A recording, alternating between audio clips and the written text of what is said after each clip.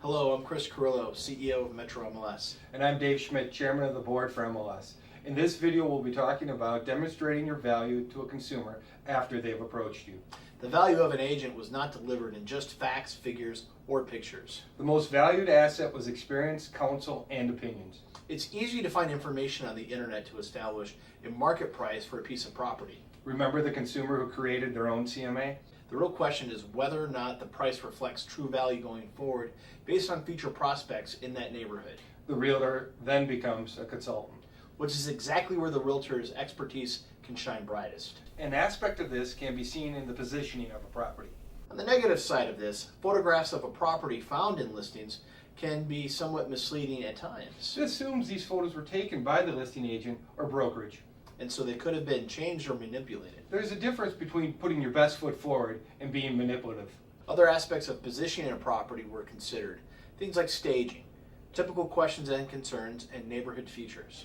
In one incident, a realtor recommended a house be inspected by an engineer to gauge its structural integrity. The realtor's knowledge of the age of the neighborhood and similar buildings in the area compelled them to make the recommendation. This kind of attention to detail is an appreciated characteristic of the realtor's expertise. When a flaw is uncovered, the realtor can recommend other professionals who can resolve the issue. Like an engineer. An agent should have the ability to bring experience to decide what is significant and what is not. And to provide honest opinions that would not steer a buyer wrong. The best of those agents would back up their opinions with available facts. Buying or selling real estate is not a typical transaction. And because of this, buyers are aware of vulnerability to making mistakes.